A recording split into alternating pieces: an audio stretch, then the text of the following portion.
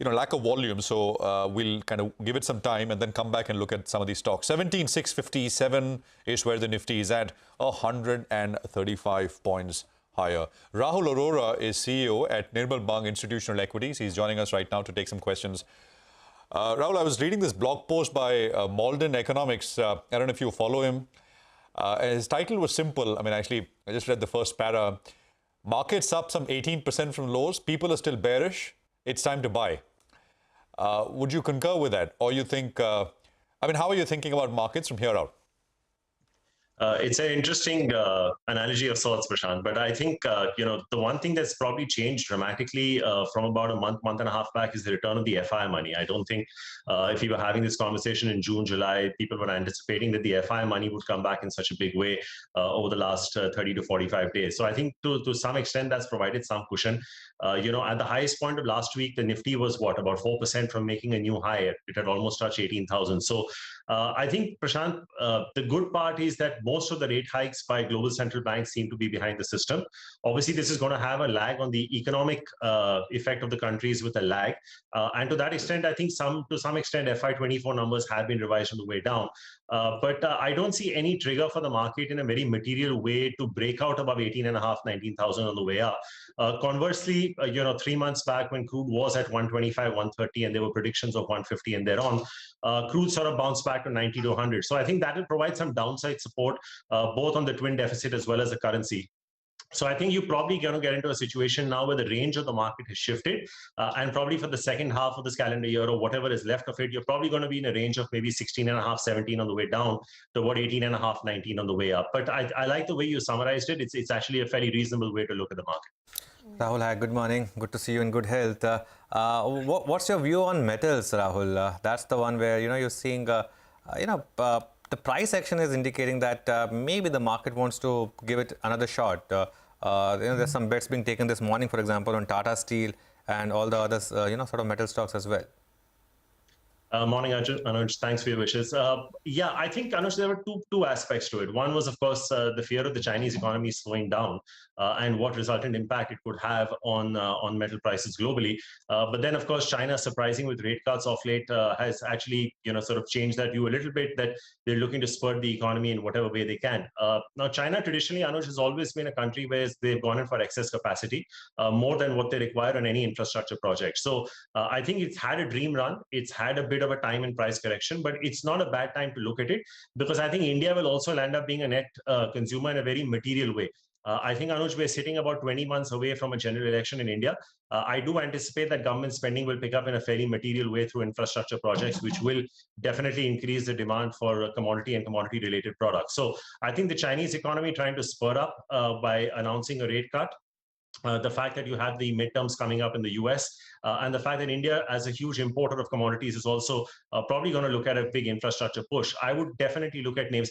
Anuj, the interesting part is also some major guys are even announcing capex plans. I mean, look at Hindalco. Novelis has announced a very large capex plan.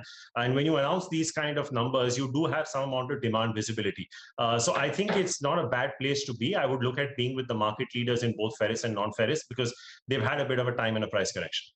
Okay. Rahul, good morning. The space that has been rallying hard is autos, right? Because of the slew of new launches, so much demand. But another proxy in this is, of course, the auto ancillaries, not just the traditional guys, the forging guys, etc., but other names, whether it's something like an Asahi India, something like a Precol. We just spoke to Uno Minda, who's doing so much work in the EV space. Do you think there is a structural story here? And if yes, what are the stocks to look at? So, Sonia, if you remember when we spoke right at the onset of the monsoon, it was probably one of our biggest sectoral calls that we had for the year. Obviously, it was more related to two-wheelers and commercial vehicles, and we still retain our positive stance on names like Ashok Leyland, Hero, TVS, and the likes. But on the auto anch side, I agree with you. I think for a lot of these players, the replacement cycle will be kicking in. I think we're fairly sanguine about the demand growth, coupled with the fact that the semiconductor issues that a lot of the OEMs had have been put behind us. If commodity prices don't go through the roof, I think we should be okay in terms of the price hikes being passed on. You spoke about Uno Minda. The point I was making about ferrous and non-ferrous companies to Anuj a little while back, Uno has just announced a capex plan, I think, of about 300-400 crores. So I think this is a statement of confidence. You see a lot of chemical companies also doing it, where they're doing it because you're seeing some amount of demand visibility. You had a very large block on Sona Comstar done in a few days back, albeit at a little bit of a discount, but you had a very marquee investor that came into that name. They're doing a lot of good work on the electrical vehicle side as well. You have a Jamna Auto, which is another proxy, since you mentioned a couple of small cap names, which does a lot of parabolic spring works for commercial vehicles like Tata Motors and Ashok Leyland. So no reason why you can't go in there. I think Endurance is another name that you could add to that, Sonia. I think these are 3 or 4 names in the auto ang space where people are doing capacities. They are looking at electric vehicles. There is a replacement cycle coming in, and some of these are catering to CVs and two-wheelers, the particular side of the auto pack that we're confident on. So even though the sectors had a good run, I would still be marginally overweight the autos and auto ancillary sectors even from here. Rahul, I remember you've been very bullish on the multiplex space, right? Inox, I think, has been a preferred bet. Just talk us through what you think is happening there. I mean, PVR, for example, of course, going to be one entity now post the merger, has corrected quite a bit. And there are you can pull at various threads which are responsible for this. But your thoughts, and are these good levels to now get back in? Interesting observation, Prashant. I think the one thing that is a bit worrying for me, even though I'm structurally very bullish on this space, is that the Hindi cinema content hasn't really picked off. And I think you've had a great amount of content that's coming from the southern part of the country, and they've done really well. But unfortunately, even from mid-level stars to big-level stars, the movies aren't really ticking the boxes right now. So there might be a little bit of short-term pain. And I think to that extent, you've seen a little bit of correction in these names. I think this problem could persist because I don't think there are any major ticket releases lined up, at least till Diwali. So this may actually not be a bad time to start accumulating. You always buy good businesses at bad times. I think, a lot of the content that was probably produced in the pandemic or just before is probably what's got released over the last 6-8 months. So I think the fresh content will probably come through with a bit of a lag. And I think the fact that you've not had any major blockbusters in the Hindi cinema industry that have probably clocked in 400-500 crores, as opposed to the southern industry, which is predominantly single screen. I think 65% of the screens in South India are still single screen, if I'm not mistaken. So to that extent, a little concerned about 1 or 2 quarters. But I think structurally, as you rightly pointed out, this is virtually a monopoly right now. I think, you've had good content come in over the last part of the calendar year and the early part of this. I think the last big one to probably from the international space was Top Gun. But I think this will sort itself out. I don't think valuations are ridiculously expensive right now, even though they're 2 entities. But like I said, good businesses in bad times deserve to be bought. And if you have a longer term horizon, I think content will correct itself. I'd probably start nibbling into these things. Market, by the way, is surging now, 17,682 on the Nifty. 17,726, remember, was yesterday's high. So almost there now. So it looks like the yesterday decline was purely expiry play, and a lot of stocks doing well. Metals, of course, standing out today. Vedanta, Nalco, SAIL, all these stocks doing well. Rahul, it's a bit of a coincidence that whenever we have you on the show, Westlife hits all-time high. But jokes aside, on this space, because Jubilant clearly has sort of lost flavor with the market participants. Every time it's attempting a rally, that rally sort of fails. But your view overall, and what would be your preferred picks here? Anuj, I think the thing with Westlife is this is never a company that's operated in double-digit ROEs and ROCs. And I think the good part about this company is that the expansion that they have historically done between 20 to 30 stores is predominantly what their balance sheet allows. I think the thing that's changed for Westlife materially over the last half a decade is obviously delivery, which is up to 35-40% of their business. McCafe, which has, I think, about 10 to 15% higher gross margins than system-wide margins. And just the fact that, the dine-in model has come in through a bit of a vengeance post the opening up. Jubilant had these advantages through the pandemic and even before.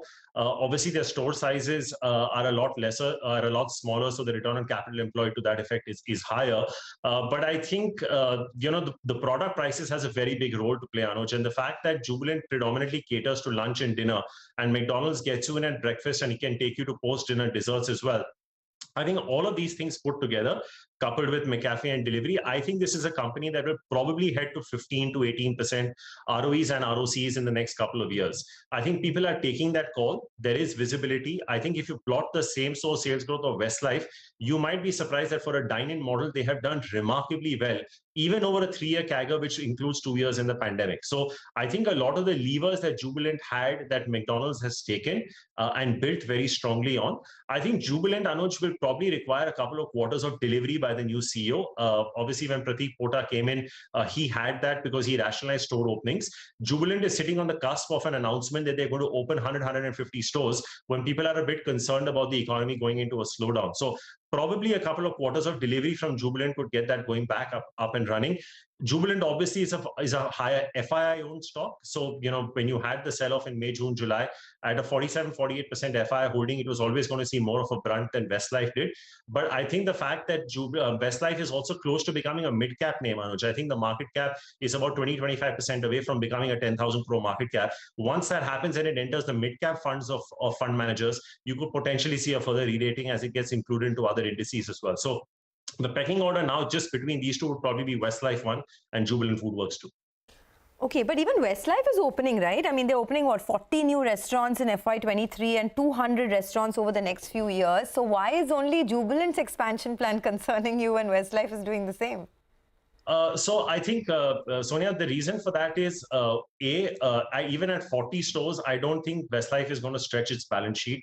And B, I think the fact that Jubilant is at about 1,350, 1,400, or maybe even close to 1,450 stores, the penetration of Jubilant is probably going to happen in more in tier 2 and tier 3 cities, where I think the economic impact could probably be felt more from their price point.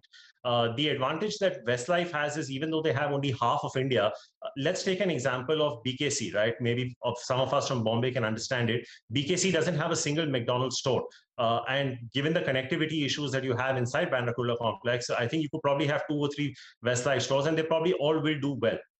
So I think one is where you are expanding, how much your balance sheet allows you to expand, and what kind of capital you're going to be able to generate from an ROIC perspective on that. So I think Jubilant probably, I think Westlife today is probably where Jubilant was half a decade back, and to that extent, of course, just because the business models are so different, Sonia, Westlife is never going to do the ROEs and ROCs that Jubilant FoodWorks does in its lifetime, because this is not a delivery model and the store sizes, like I said, are much smaller.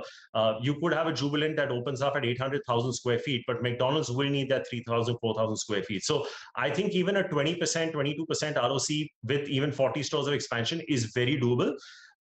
You remember, Sonia, a decade back, Jubilant used to operate at 40-45% ROE, ROCs, and the economy went into a downturn. And they collapsed because they kept opening 150 stores every year. And the ROEs and ROCs almost halved and the margins dipped. So I think lessons have been learned from that. The good part is that I don't see McDonald's having done that, and I don't think they have the intent. If they push that 25, 30 store opening to 35, 40, I won't be too perturbed because I think the balance sheet still probably allows it. Okay, there's one in BKC now, Rahul. There wasn't earlier, but there is one now. What is that, McDonald's? Go for a couple. Rahul, sell side, you could probably started by saying it's a fantastic, well-rounded answer. You could have just said, I like burger, a good burger any day better than a good pizza. Well, it's a Friday for sure. You could throw in a beer as well. All right, Rahul, thanks very much. It's always a pleasure. Great to have you with us here. Thank you very much for your time. Thank you so much. On CNBC TV 18, as always. The market